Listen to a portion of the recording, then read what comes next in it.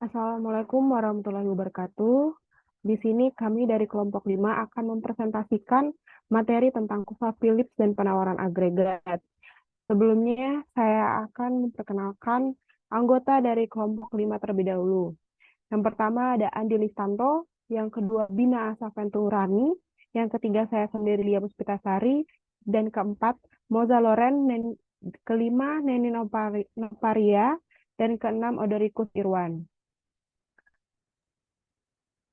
Slide selanjutnya.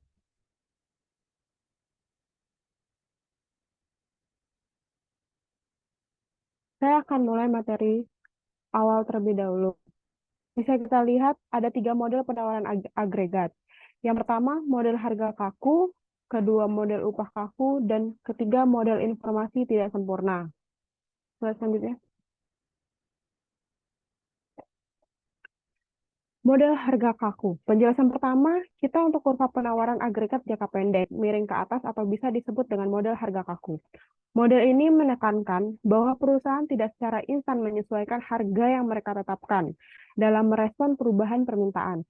Kadang, harga ditetapkan oleh kontrak jangka panjang antara perusahaan dan konsumen. Untuk melihat bagaimana harga kaku dapat membentuk menjelaskan kurva penawaran agregat miring ke atas. Pertama, perhatikan keputusan penetapan harga tiap perusahaan. Dan agregasi keputusan banyak perusahaan untuk menjelaskan perekonomian secara keseluruhan. Kita akan melonggarkan asumsi persaingan sempurna di mana perusahaan adalah penerimaan harga atau price taker. Sekarang mereka adalah penentu harga atau price setter. Keputusan penetapan harga perusahaan tipikal. Harga yang diinginkan perusahaan bergantung pada 2 variabel makroekonomi. Yang pertama, tingkat harga keseluruhan. Tingkat harga lebih tinggi berarti biaya perusahaan lebih tinggi.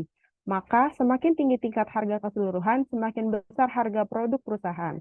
Yang kedua, tingkat pendapatan agregat.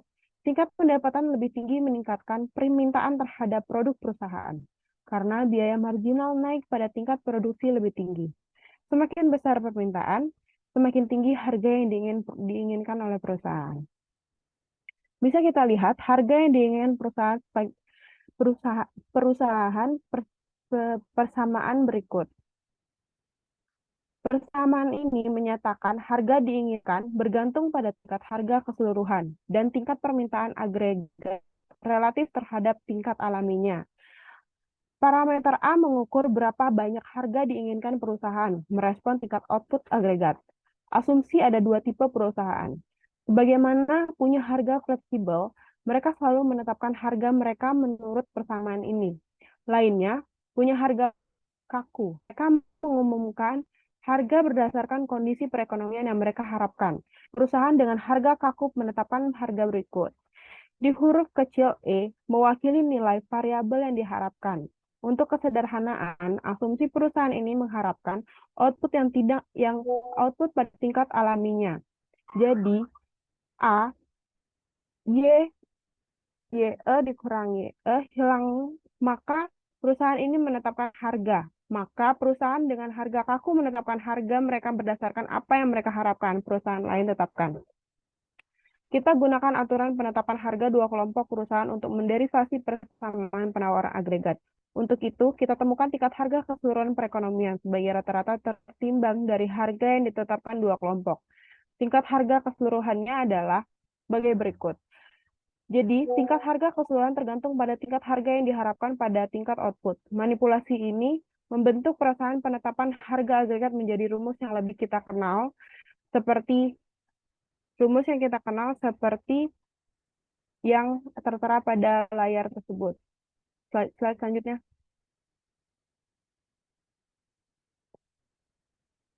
Model upah kaku. Model upah kaku menunjukkan implikasi dari upah nominal kaku pada penawaran agregat. Sebelum melihat model, perhatikan apa yang terjadi pada jumlah output yang diproduksi ketika tingkat harga naik.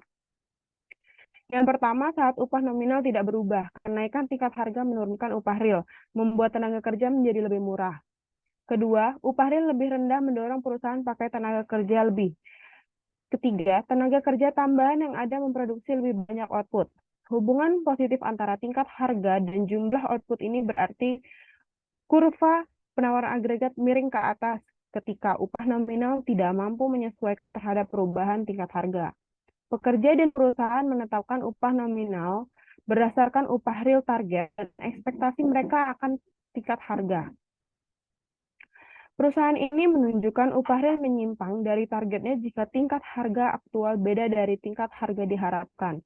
Ketika tingkat harga aktual lebih besar dari yang diharapkan, upah real kurang dari targetnya.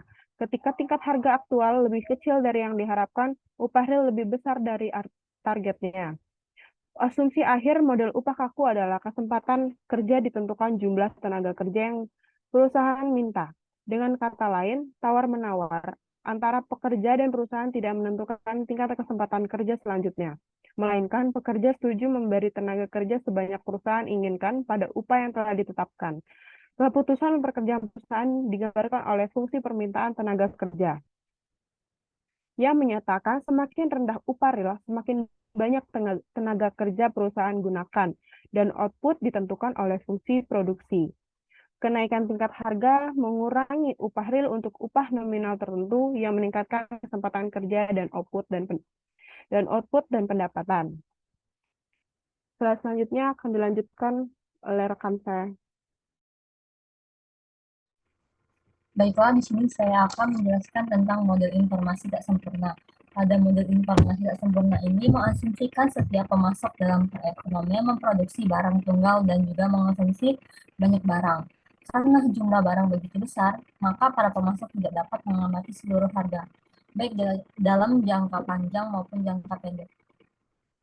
Mereka memantau dengan harga barang yang ketat yang mereka produksi, tetapi kurang memantau harga seluruh barang yang mereka konsumsi.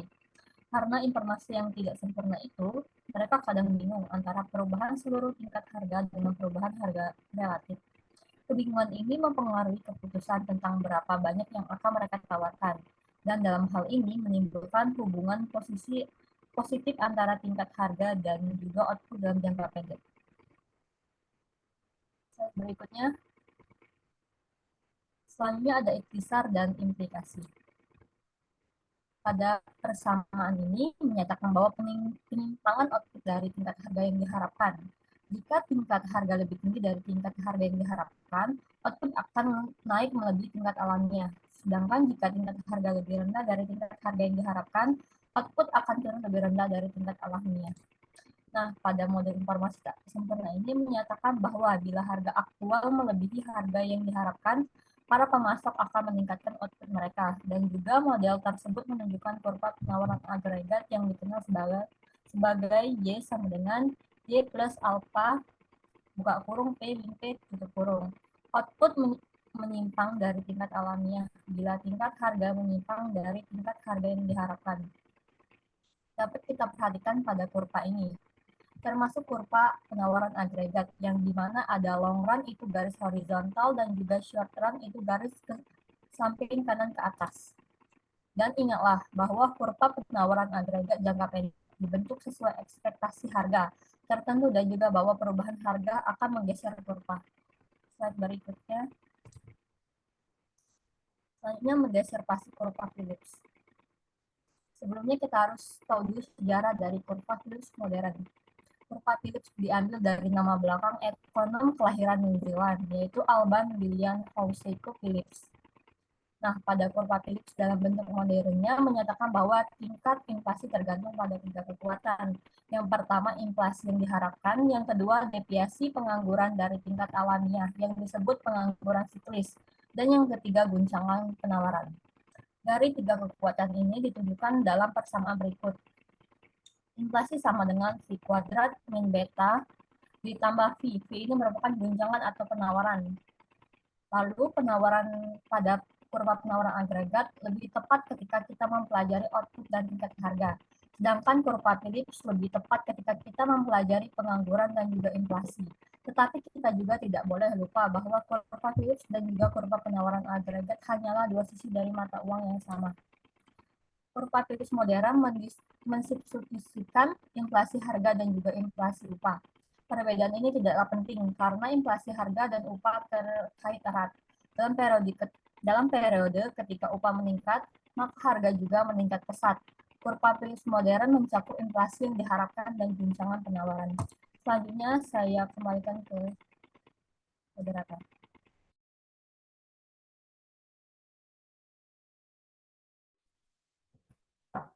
Next.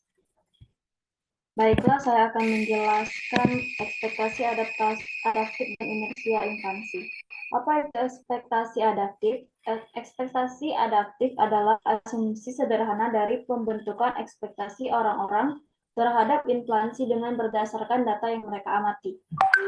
Contohnya itu, misalnya ada orang yang mengharapkan harga meningkat tahun ini pada tingkat yang sama seperti tahun lalu.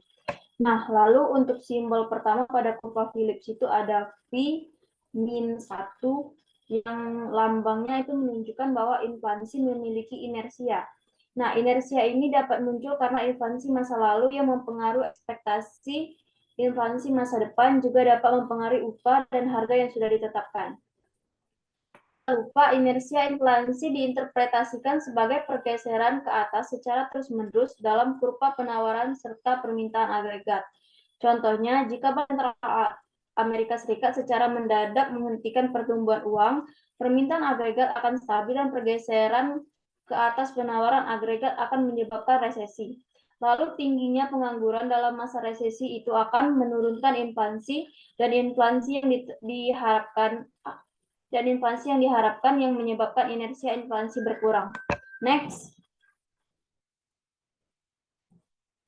Lalu ada dua penyebab naik dan turunnya inflasi. 2 dari 3 simbol kurva Phillips akan menunjukkan kekuatan yang dapat mengubah tingkat inflasi. Yang pertama itu ada simbol beta. Simbol kedua itu lalu pengangguran yang rendah ini akan menarik inflasi ke atas yang mana disebut dengan inflasi tarikan permintaan. Karena permintaan agregat yang tinggi akan bertanggung jawab jenis inflasi ini.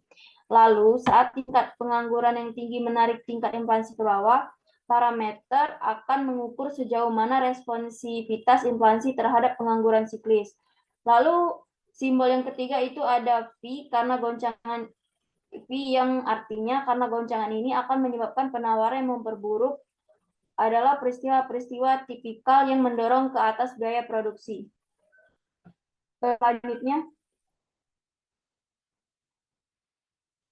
lalu ada contoh soalnya itu inflasi dan pengangguran di Amerika Serikat. Nah, dari contoh ini kita bisa menyimpulkan bahwa sejarah makroekonomi Amerika Serikat menampilkan dua penyebab perubahan tingkat inflasi yang telah kita lihat di persamaan kurva Phillips. Tahun 1960-an dan 1980-an menunjukkan dua sisi dari inflasi tarikan permintaan. Lalu pada tahun 1960-an, pengangguran yang rendah mendorong inflasi naik. Dan tahun 1980-an pengangguran tinggi mendorong inflasi turun. Yang terakhir adalah tahun 1970-an ditandai dengan adanya kenaikan harga minyak yang memperlihatkan pengaruh dari inflasi dorongan biaya. Baik, saya kembalikan kepada moderator.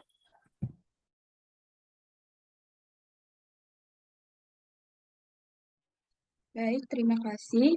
Saya akan menjelaskan mengenai inflasi, pengangguran, dan hubungan trade-off antara inflasi dan pengangguran. Inflasi. Pengertian inflasi secara umum dapat diartikan sebagai kenaikan harga-harga umum secara terus-menerus selama dalam suatu periode tertentu.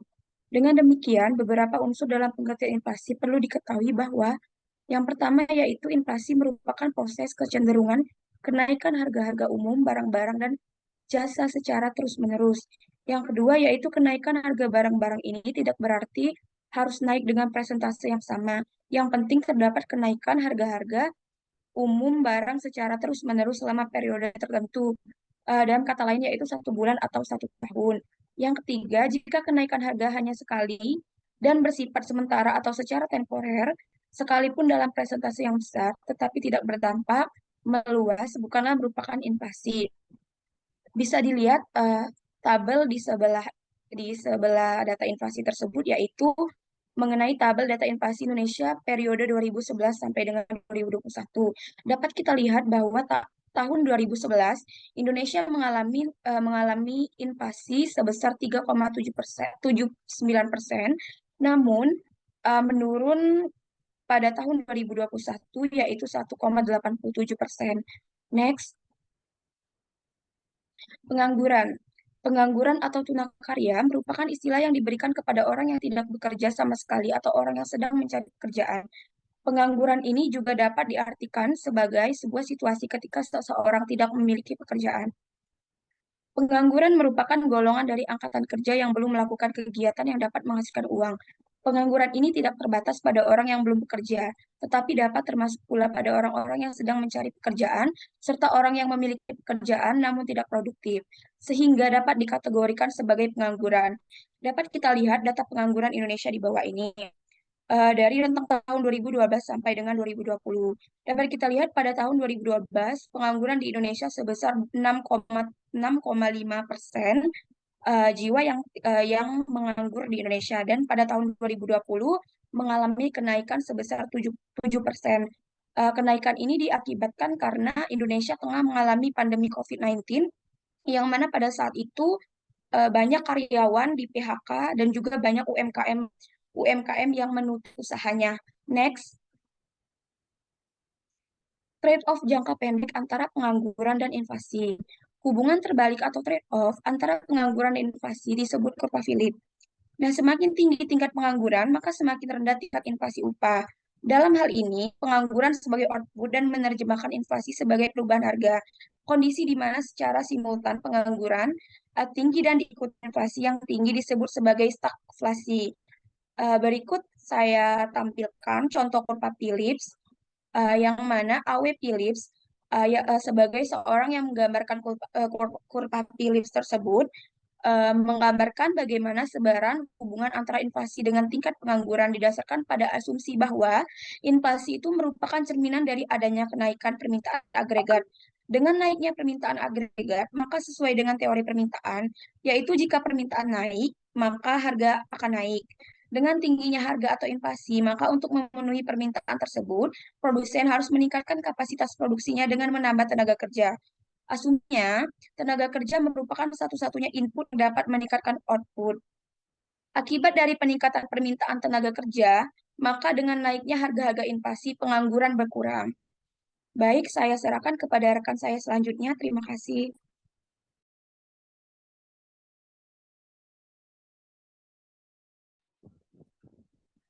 Jadi di sini saya akan menjelaskan tentang disinflasi dan rasio pengorbanan. Jadi kurva Phillips itu menjelaskan dengan ketiadaan guncangan penawaran yang menguntungkan, itu menurunkan inflasi memerlukan periode pengangguran tinggi dan penurunan output. Nah, jadi rumusan masalah yang bisa kita tarik adalah seberapa banyak dan lama pengangguran perlu naik di tingkat alamiah saat inflasi itu turun. Nah, untuk menjawab rumusan masalah tersebut, maka diperlukan suatu pengukuran. Pengukurannya itu adalah rasio pengorbanan. Nah, jadi rasio pengorbanan ini adalah persentase GDP real 1 tahun yang harus dikorbankan untuk menurunkan inflasi sebesar 1%. Rasio pengorbanan ini digunakan untuk memperkirakan seberapa banyak dan berapa lama pengangguran naik guna menurunkan inflasi. Misal, jika menurunkan inflasi sebesar 1%, itu mengorbankan 5% GDP dalam setahun. Hukum Okun juga menyatakan bahwa perubahan sebesar 1% dalam tingkat pengangguran diartikan perubahan 2% dalam GDP. Selanjutnya, ekspektasi rasional dan kemungkinan disinflasi. Ekspektasi rasional adalah penggambaran sebuah proses pengambilan keputusan di mana pelaku ekonomi memiliki dan menggunakan informasi yang tersedia. Menurut teori ekspektasi rasional, perubahan kebijakan moneter dan fiskal akan mengubah ekspektasi, dan evaluasi atas setiap perubahan kebijakan harus mengaitkan dampak ini terhadap ekspektasi. Nah, menurut teori ekspektasi nasional, kurva Phillips jangka pendek itu tidak secara akurat dalam memberikan pilihan. Karena masyarakat yang rasional itu akan memahami dan menurunkan ekspektasi inflasi mereka. Sehingga inflasi bisa turun tanpa kenaikan pengangguran dan penurunan output. Nah, terdapat beberapa kasus untuk menurunkan inflasi tanpa terjadinya resesi. Hal itu bisa terjadi dengan terpenuhnya dua syarat. Syarat yang pertama yaitu rencana mengumumkan untuk menurunkan inflasi sebelum para tenaga kerja dan perusahaan yang menetapkan upah serta harga itu membentuk ekspektasi mereka. Persyaratan yang kedua yaitu ketika para tenaga kerja dan perusahaan menerima kenyataan dan percaya terhadap inflasi tersebut, sehingga itu menurunkan ekspektasi inflasi mereka. Jadi dampak dua persyaratan tadi itu akan menggeser kurva trade-off jangka pendek antara inflasi dan pengangguran ke bawah. Yang artinya tingkat inflasi itu bisa lebih rendah tanpa adanya pengangguran yang tinggi. Materi yang selanjutnya akan dijelaskan oleh rekan saya.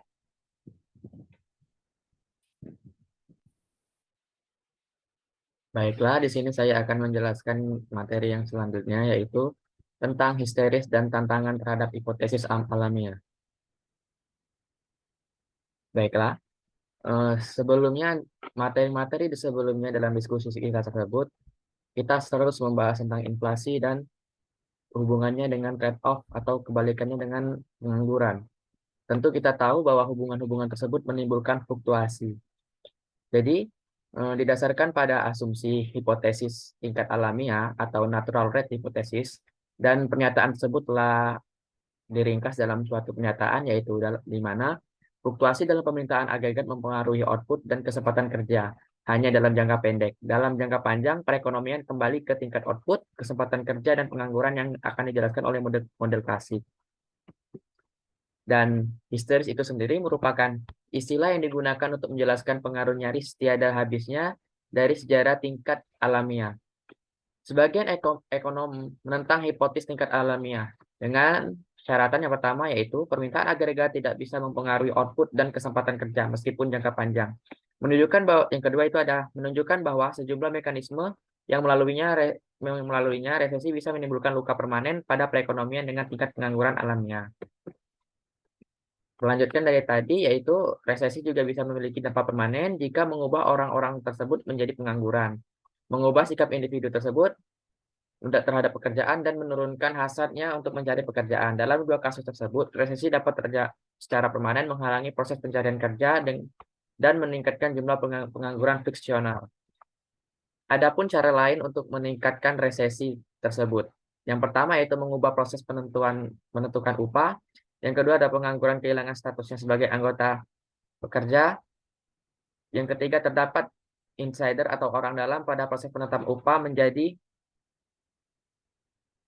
yang upah real yang lebih tinggi dan kurang peduli terhadap pada pengangguran yang tinggi. Maka resesi permanen akan mendorong upah real lebih meningkat ke tingkat titik equilibrium dan meningkatkan jumlah pengangguran struktural. Nah, dari berbagai materi tersebut terdapat bahwa seluruhnya itu ada kesimpulan. Maka kesimpulannya itu yang pertama, trend jangka panjang dapat diukur dengan kurva Phillips. Kurva Phillips yang menyatakan bahwa inflasi tergantung dengan tingkat nilai yang diharapkan. Pengangguran siklis dan guncangan penawaran pengangguran yang fiksional serta menghalangi proses pencarian kerja dapat membuat resesi menjadi permanen. Pada gagasan yang dibahas pada materi ini, tidak semua ekonom menerimanya karena ketidaksepakatan yang meluas tentang kepentingan praktis dari ekspektasi rasional dan relevansi di histeris. Sekian dan terima kasih.